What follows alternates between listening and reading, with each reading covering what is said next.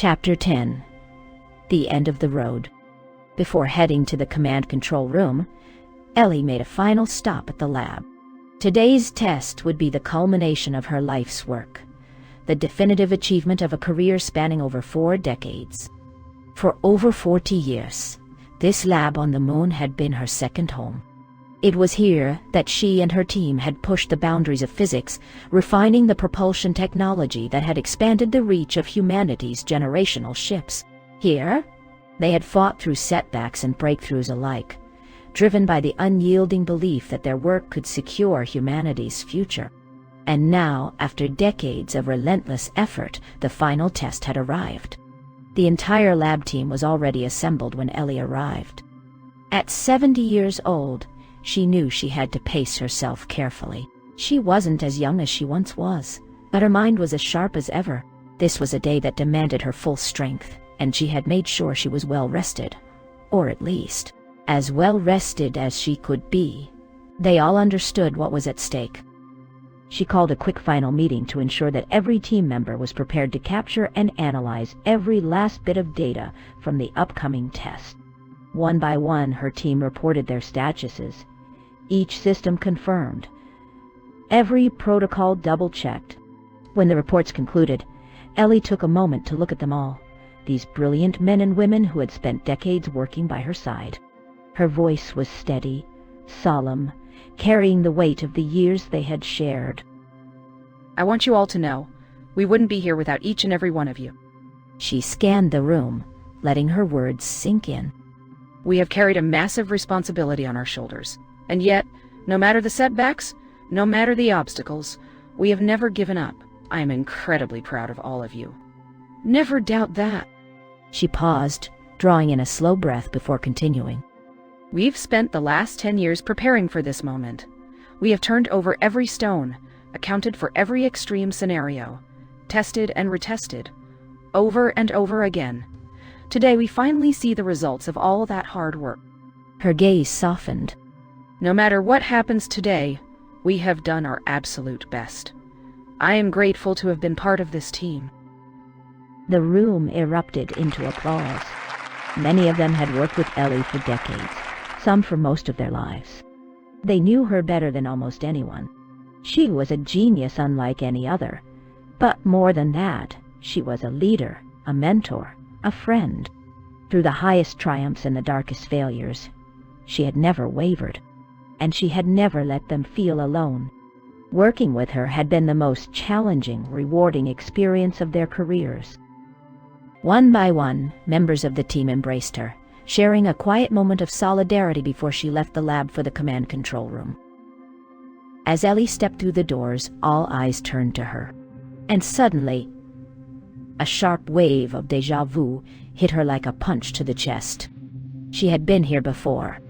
20 years ago, she had stood in this exact spot. She closed her eyes for a brief second, forcing herself to steady her breath. Her fingers curled around the headset.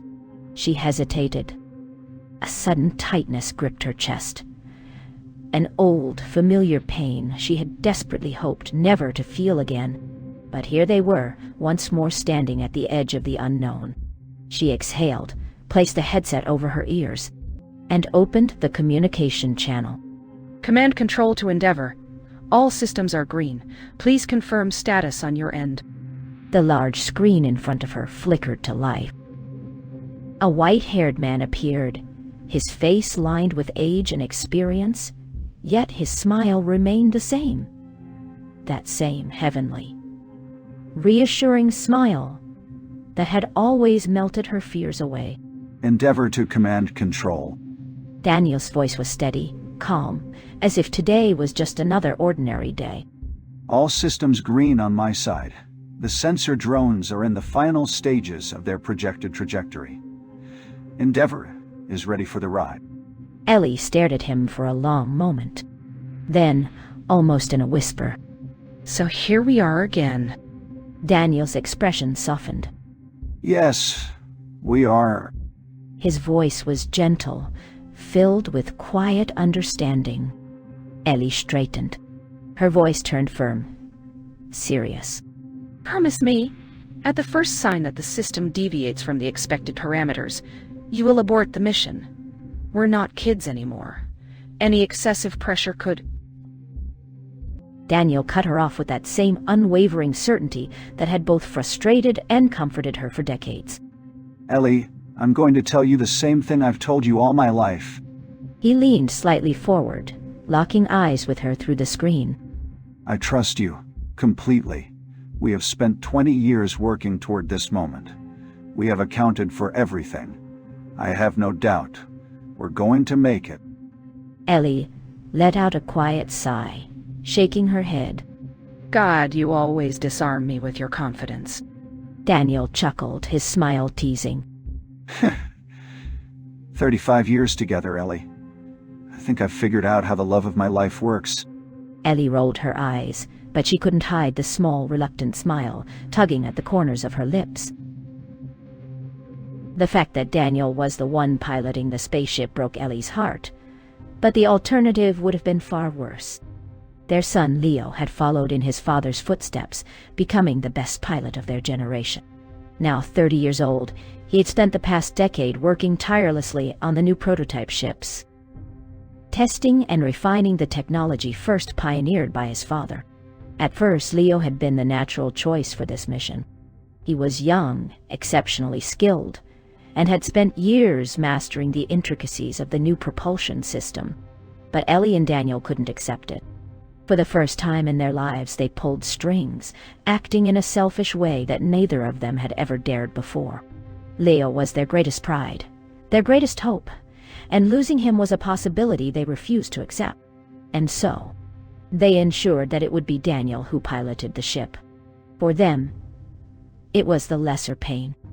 The offloading inertial mass quantum drive had been successfully tested 20 years ago, but by the time Daniel's first test flight proved the system viable, Ellie was already looking ahead. She had never stopped questioning, never stopped pushing the boundaries. Even then, she knew there was another level to reach. The existing system worked by extracting energy from the ship's inertial mass and transferring it into an artificial quantum field, which was then automatically destroyed outside the spacecraft to avoid interference with propulsion. The system had achieved humanity's greatest dream. It had enabled generational starships to reach interstellar speeds with minimal fuel consumption. But Ellie hated waste. The energy extracted from the ship's inertial mass was simply discarded, vanishing into the void, never to be used. And Ellie knew there had to be another way. A decade after Daniel's first flight, she found it. A theoretical breakthrough, one that would allow the ship to retrieve and reuse the energy instead of letting it vanish into nothingness. For the next 10 years, she and her team worked tirelessly, refining theory into practice. They began safely, with drones, running incremental tests step by step. At first, the results were barely noticeable. Only 1% of the offloaded energy was recovered. But Ellie and her team pushed forward. By the 8th year, they had raised that efficiency to 95%. The implications were unprecedented. With this new technology, the dependency on nuclear fuel dropped dramatically. The enormous helium-3 fuel depots, once deemed an unavoidable necessity, were no longer needed. More space became available. Space for colonists, for scientific equipment, for the tools needed to terraform exoplanets. The numbers spoke for themselves. 70 years ago, a single mission to accelerate a ship to 10% of light speed would have required 1,000 kilograms of helium-3. Now, with Ellie's 2 groundbreaking discoveries, that amount had been reduced to just 0.1 kilograms, a 99% reduction in fuel consumption. It was nothing short of a miracle of engineering. Once Ellie's team achieved 95% efficiency, the decision was made. A new spaceship prototype would be built, one designed to fully test the final evolution of her propulsion system. Construction began immediately. Thanks to decades of advancements in orbital manufacturing, the lunar building station had grown into an efficient powerhouse, capable of assembling a large-scale prototype in just 2 years. The final ship, though only a fraction of the size of a full generational starship, was still massive. Roughly the size of a soccer field, it was designed for more than just testing propulsion technology. It was also meant to collect asteroid materials from the asteroid belt, the Kuiper belt, and even the Oort cloud in a matter of days.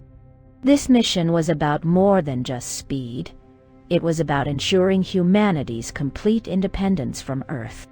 With enough of these ships, humanity could mine every resource it would ever need, securing raw materials for shipbuilding, colonies, and planetary terraforming efforts. For the first time, true self-sufficiency was within reach. And now, after decades of effort, after a lifetime of pushing forward, Ellie stood on the edge of history once more. One final test. One last leap before the road to the stars was fully open. And Daniel Green, the man who had once risked everything to prove humanity could go beyond Earth, was about to do it one last time. Ellie took a deep breath. This was it. She pressed the transmission button, her voice clear, steady, but her heart pounding in her chest. Command Control to Endeavor. You have permission to engage. Godspeed, Daniel. A brief silence. Then Daniel's voice came through, smooth and confident as ever. Roger. Launching protocol initiated in 20 seconds. Then he looked directly into the camera, that same beautiful, irresistible smile that had always managed to make Ellie's heart skip a beat, even after all these years. And with a teasing gleam in his eyes, he said, I don't need God to give me speed. I already have you. Ellie groaned, shaking her head. Don't be so cheesy, cowboy. Just promise me you'll come back. Always. Daniel's voice was soft but unwavering. She wanted to believe him. She needed to. 5 seconds. Across the moon base in Earth's underground cities, every living human was watching. This was the culmination of their struggle. If the test succeeded, their ability to reach and colonize new worlds would increase tenfold. The stakes had never been higher. Hope had never burned brighter. 4 seconds. Daniel activated the biological reinforcement compound, flooding his bloodstream with the same formula that had once saved his life 20 years ago. Over the past 2 decades, the compound hadn't changed in power. There were still limits to how much G-force the human body could endure. But what had improved was its duration. This dose would last twice as long, allowing Daniel to withstand sustained acceleration for an extended period. 3 seconds. Leo stood beside Ellie in the control room. He watched his father with a mixture of pride and torment. For years he had been prepared to take this mission himself. He was ready, in every way, but his parents had denied him the chance. They had told him he was too valuable, that his role in training the next generation of pilots was more important than any one mission. Leo wasn't stupid. He knew the truth. His parents were protecting him. If Daniel hadn't been in extraordinary physical shape, Leo would have fought back. But when he looked into his father's eyes, he saw something there. A fire, a need, a calling. This wasn't just science for Daniel. This was who he was. Leo clenched his mother, shaking hands, trying to steady her trembling fingers. 2 seconds. Ellie's grip was tight, too tight. Leo held on, offering silent reassurance, even though he too was terrified. 1 second. On screen, the ship's instrument readings flashed green. Both the nuclear drive and the enhanced offloading inertial quantum mass drive were operating at peak efficiency. No errors. No anomalies. Everything was ready. Liftoff. The thrusters roared to life. The Endeavour surged forward, launching at 20 Gs. A force that would have been unbearable without the protective compound coursing through Daniel's body. Only 60 seconds after launch, the improved offloading inertial mass drive reached its peak efficiency of 95%. For those watching, it was nothing short of a miracle. On screen, they could see it in real time. The helium-3 fuel consumption dropped dramatically, the ship slicing through the void with almost no resistance. It moved effortlessly, as if the laws of physics had been rewritten. A century ago, such a feat would have been dismissed as pure fantasy, the work of dreamers and science fiction writers. But here it was, real, tangible, undeniable. The Endeavour's target velocity was a staggering 99% of light speed. Reaching that speed would take 15 hours, and for this test, Mission Control had carefully selected a new deep space corridor, the vast orbit between Uranus and Neptune. At 4 billion kilometers from the Sun, there was a 700 million kilometers gap between the ship's trajectory and the planets. That distance was necessary. At these speeds, even the faintest gravitational pull from a planet could subtly disrupt the ship's delicate propulsion system. It wasn't just Endeavour's propulsion system that had evolved. The sensor drones had also been revolutionized. Once the size of small cars, they had now been miniaturized to be only slightly larger than a basketball. Lighter, faster, more efficient. With 6 sensors deployed, spaced 30 light-minutes apart, they stretched across a massive section of space. Had they been aligned in a straight line from the Sun, the final drone would have been positioned at the edge of Neptune's orbit, a vast web of intelligence detecting every microscopic anomaly in the ship's path. For the next 15 hours, humanity was restless. On Earth and the Moon, no one slept. People gathered around screens, watching every incremental update. Each kilometer gained. Each milestone reached, it was a step closer to a future once thought impossible. Command Control, knowing the stakes, introduced a 5-minute delay in the broadcast, just enough time to allow for reaction and contingency measures in case something went wrong. Nothing could go wrong. Not now. Meanwhile, Daniel rested. Or rather, he tried to. At his age, true sleep was a rare thing. His body remained motionless, restrained by the high G-forces, but his mind was fully awake. And in those long, silent hours, he reflected on his life's work. On Ellie, on Leo, on how impossibly fortunate he had been to have loved, to have raised a son, to have played a role in humanity's greatest endeavor. He smiled to himself, feeling a strange, deep peace. He had always been honest with Ellie, but not this time. Daniel was dying. The doctors had confirmed it. The final stages of cancer, brought on by a lifetime of cosmic radiation exposure. It had always been a possibility, a risk he had accepted long ago.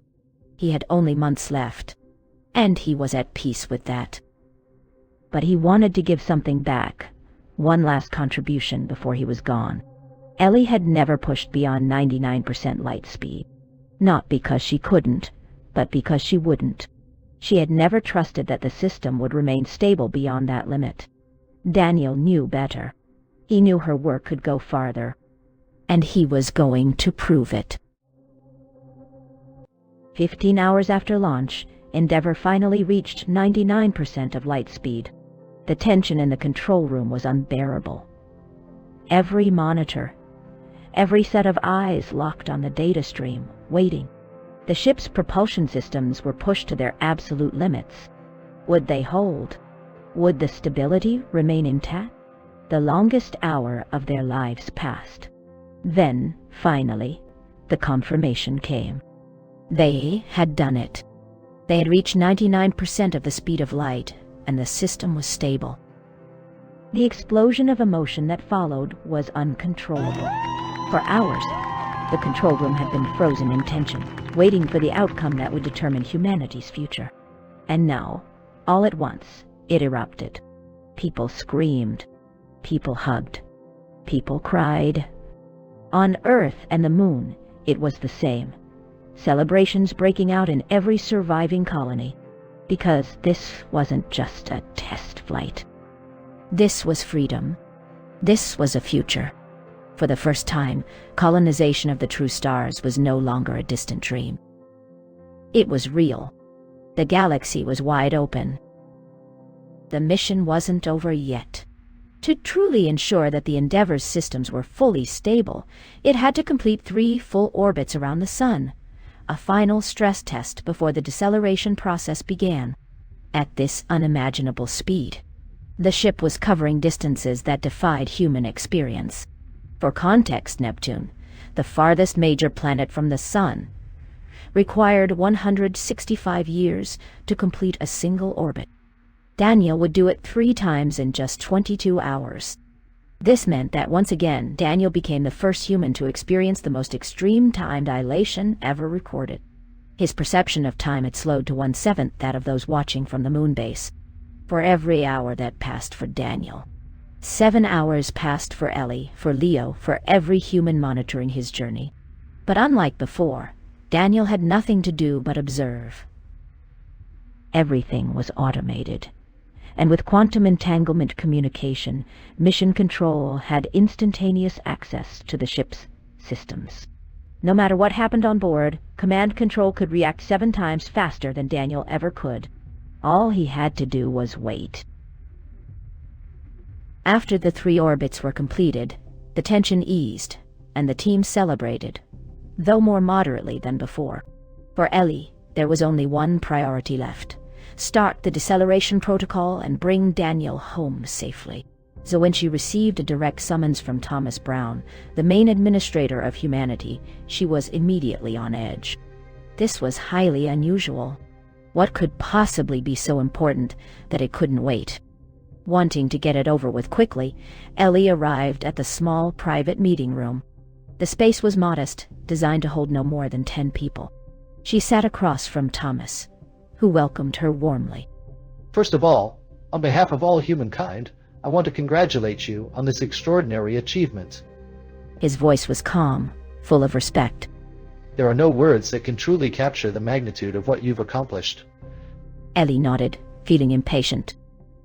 Thank you, sir. I just did what I could, and this wouldn't have been possible without my team. Thomas smiled. Of course, we recognize this was a team effort, and rest assured, they will all receive the recognition they deserve. Mankind owes a great debt to you all. Ellie nodded again. This was all well and good, but it felt like stalling. Thank you, sir. If that's all, I'd like to... She started to rise from her seat, but Thomas cut her off. I'm sorry, that's not all. His voice was calm, but Ellie froze. Something was wrong. She slowly sat back down, her chest tightening. Thomas continued. A month ago, we received a special request. Ellie's stomach dropped. A request from Daniel Green. Her heart skipped a beat. A cold dread crept into her soul. What was going on? Her fingers clenched against the armrest of her chair. In his request, Thomas continued, Daniel stated that over the last year, you and your team had successfully tested, going beyond 99% of light speed. Ellie felt her blood turn to ice. She did not like where this conversation was going. Yes, it was true that her team had experimented with pushing past the 99% threshold. The reports hadn't hidden it. But they had also made one thing abundantly clear. The risks increased exponentially beyond that limit. Ellie knew the numbers. Theoretically, yes, higher speeds were possible. But at 99% light speed, the smallest particle in space, something as insignificant as a speck of dust, could carry the energy of a bomb upon impact. The larger the ship, the more devastating the consequences of an unexpected collision. And the generational starships, the ones meant to carry thousands of people, would be far larger and heavier than Endeavor.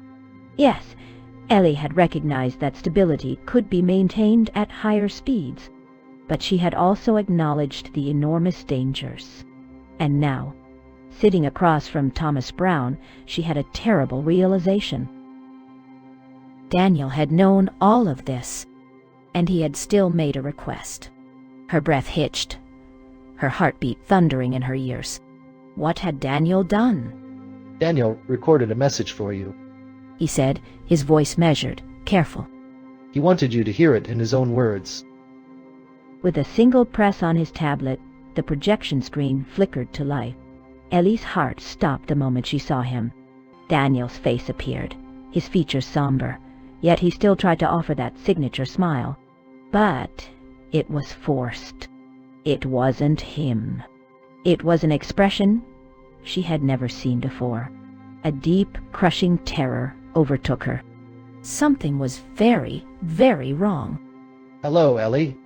Daniel's voice was gentle, but it carried a weight she had never heard before. If you're watching this, the mission has been a success. You should be ready to bring me home. He paused, exhaling. The words lacked joy, and Ellie could see him struggling, grappling with the emotions threatening to consume him. I know I'm not making this easy, He continued. but I knew you would have never let me take this decision. Then he looked directly into the camera. I've requested to test the spacecraft beyond 99% light speed. Ellie's world shattered. Her body froze, her mind refused to process the words she had just heard. No, no, no. Daniel would never go behind her back like this. It couldn't be real. I feel like a piece of shit right now. Daniel's voice wavered. His eyes, those steady, reassuring eyes, were clouded with pain. I've always told you the truth, Ellie, and the last thing I ever wanted was for you to remember me with betrayal. He took a deep breath before continuing. The truth is, I'm dying, Ellie. Ellie's heart clenched. Cancer. Her vision blurred. From cosmic radiation exposure, doctors gave me just barely 2 months to live. No. Ellie felt paralyzed, unable to speak, unable to breathe, unable to do anything but stare at the man she loved more than anything in the universe, watching him tell her he was leaving her forever. Daniel swallowed hard. His voice was lower now, more uncertain than she had ever heard before. Maybe my reasons seem selfish, but I wanted to make one last contribution, one last push to give us a better chance out there. He forced a small, trembling smile, but Ellie could see through it. He was breaking, and so was she. I hope you can forgive me. Daniel murmured. I know I couldn't tell you this beforehand, but I also know that your work, your incredible, brilliant work, can go further than anyone imagines, and I want to prove it. I want to show the world what you've built, Ellie. I want them to know just how extraordinary you are. Tears burned in Ellie's eyes, but she did not blink. She refused to miss a single second of this message, because deep down she was terrified this could be the last time she would ever see him. Daniel exhaled, his voice quieter now. My request was reviewed by a committee. They went over every test, every report. They analyzed every variable. Ellie knew this was true. She had documented everything, including her reluctance to push beyond the limit. They approved it. Daniel said softly. And if you're watching this, we're already there. Ellie clenched her fists. I just hope you can understand, Ellie, and let me do this. He leaned slightly forward. The last thing I want is to leave this world knowing I've hurt you beyond repair. His voice broke. I love you, Ellie. The screen faded to black, and with it, Ellie's entire world collapsed. The room was silent.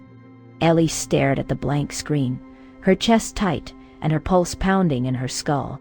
She was paralyzed, unable to move or breathe.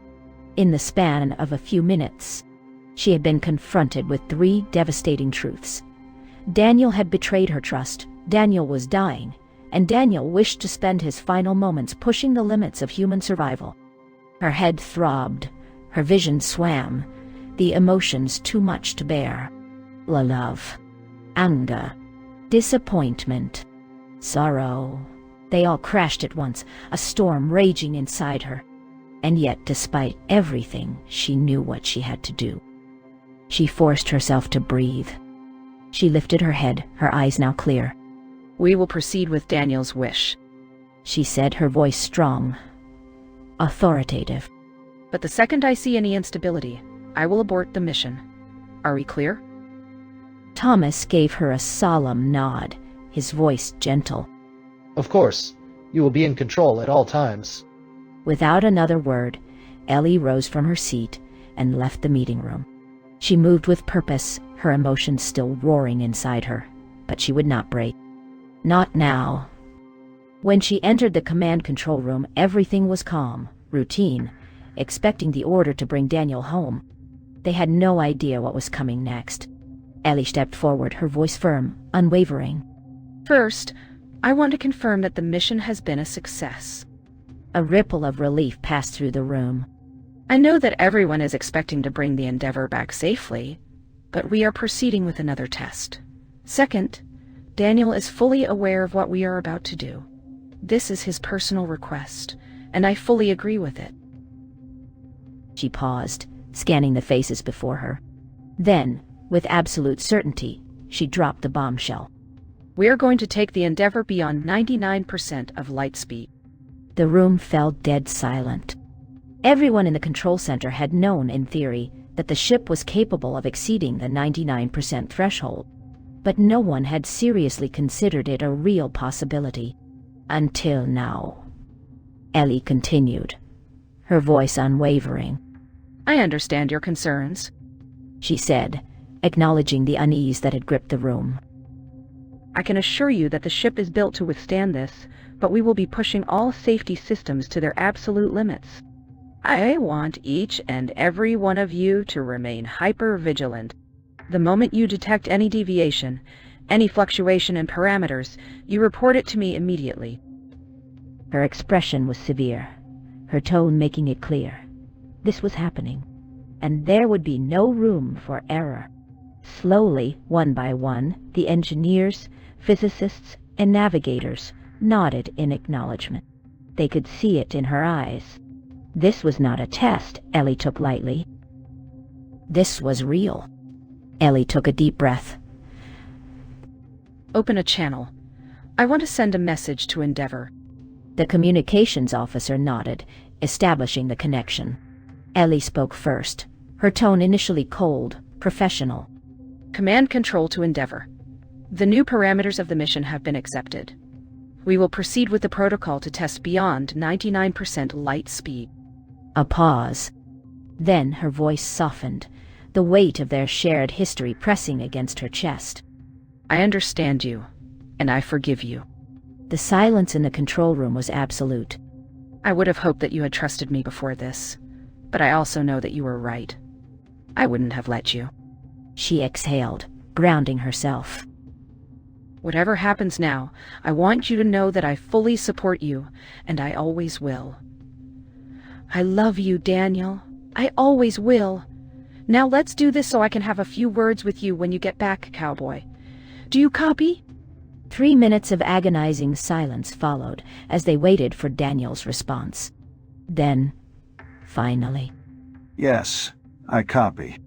Daniel's voice, thick with emotion. Thank you, my love. Ellie straightened, shifting back into her role as mission commander. Daniel, here's what we are going to do. Her voice was firm, methodical. We will increase speed to 99% of light speed, the maximum stable velocity reached with our drone tests. The acceleration process will take 10 hours. Due to the extreme time dilation, you will confirm system status by responding only with yes or no. Sit in the cockpit, wear the helmet, and inject the G-force resistance compound. Once you confirm, we will proceed. 10 minutes later, Daniel's single-word response arrived. Yes. Ellie gave the final order. Commence acceleration. The Endeavor surged forward, inching closer toward the forbidden frontier of physics. At these speeds, every centesimal of acceleration required extreme caution. Each time velocity increased by another fraction of a percent. The team spent nearly an hour verifying system stability, monitoring Daniel's vitals, and scanning for any irregularities. And then, the world outside began to distort. For the first time, the theoretical predictions about near-light speed travel were not just equations on paper. The ship's cameras began capturing tunnel vision distortions, the stars elongating into thin, blurred streaks, as if reality itself were bending to the ship's will. The visuals were haunting, unreal, like peering into a space beyond human comprehension. Even the most seasoned scientists in the control room felt a primal fear creep into their bones. They were venturing into a forbidden domain, reserved only for light itself. After 10 painstaking hours, they reached 99.9% light speed. The time dilation was now colossal. For every second that passed for Daniel aboard the Endeavour, 22 seconds passed for those at the Moon's command control center. It was surreal. From their perspective, Daniel seemed to be moving in slow motion, frozen in time, a ghost suspended between past and future. The implications were staggering. This speed would revolutionize interstellar travel.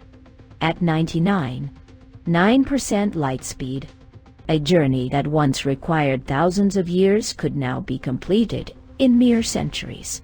The impossible was now within human grasp. The stars were no longer out of reach. The galaxy was theirs. Ellie was moments away from initiating the deceleration protocol when the first warning flashed across the control room screens. One of the lead spaceship sensors had detected a minor asteroid directly in the Endeavour's path. This was not unusual. In fact, the automated course correction protocol had already successfully maneuvered past multiple obstacles throughout the mission. 6 advanced sensors, acting as the ship's vanguard, had ensured a clear path, a safeguard that had worked flawlessly. Until now, Ellie barely had time to process the situation before it happened. The Endeavour did not respond properly to the correction protocol. The course adjustments lagged, barely registering the commands. Instantaneous quantum communication ensured that the ship's computers reacted immediately, but the physical realm obeyed a different set of rules. At 99.9% light speed, time dilation was at its most extreme.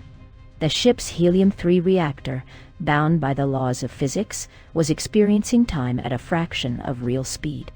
Its nuclear fusion reaction, responsible for providing the necessary energy output for course correction, was running far too slow to react in time.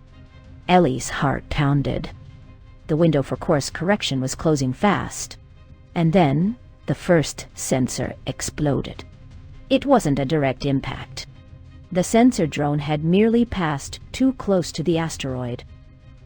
But at this velocity, the gravitational interaction between the two objects generated a force so massive, so unfathomably powerful, that the drone instantly disintegrated, erupting in a blast unlike anything humans had ever witnessed before. Thousands of shrapnel-like fragments were hurled across the void, and now they were all directly in the Endeavour's path. Half an hour later, the second sensor exploded, colliding with the growing storm of high-velocity debris, adding even more deadly fragments to the maelstrom ahead. Ellie's stomach dropped. This was it. Daniel's fate was sealed. In 2 hours, the Endeavour would collide with a lethal cloud of debris, moving at a fraction under the speed of light. For Daniel, trapped in the merciless grip of time dilation, it would happen in just over 5 minutes. Everyone in the control room knew it. They had simulated every possible escape scenario, every model, every equation, every last desperate attempt. Nothing worked. Ellie stood motionless, the room waiting for her orders. But there were none to give. For the first time, Ellie couldn't change the outcome. She could not perform a miracle this time. And she knew it. Ellie turned, silently exiting the control room. Her steps felt heavy, like she was walking through molten steel. She entered the conference room, the same place where she had learned the truth about Daniel's condition just hours earlier.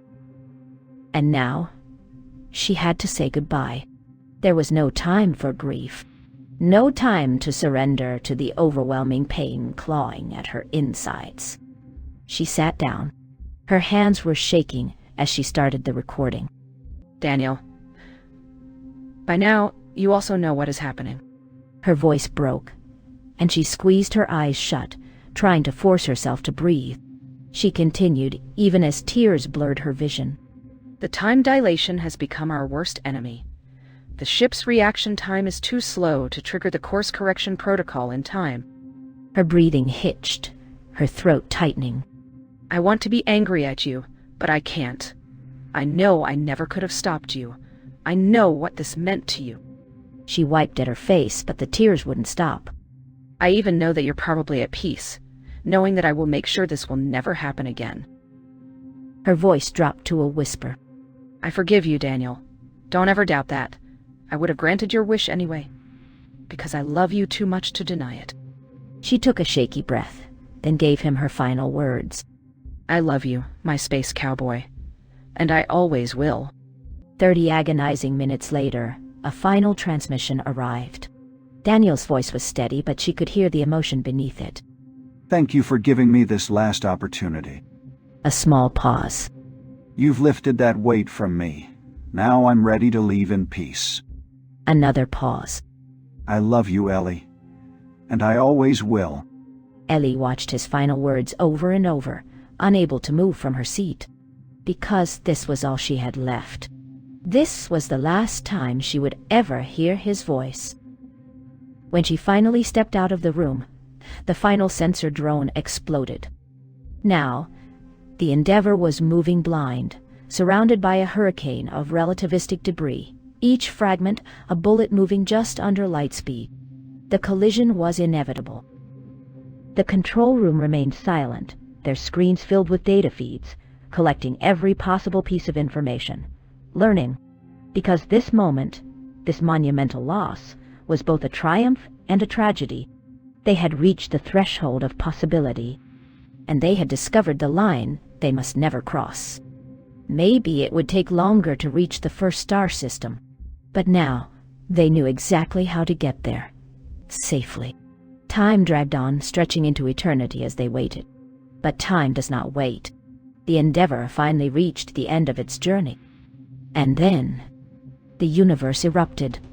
The impact was unlike anything humanity had ever conceived. The energy release was so apocalyptic, so staggering, that had it occurred closer to Neptune or Uranus, it might have destabilized the orbits of entire planets. And then came the light. A burst of energy so brilliant, so impossibly bright, that it was visible to the naked eye from Earth. During the day. And that was a catastrophic problem.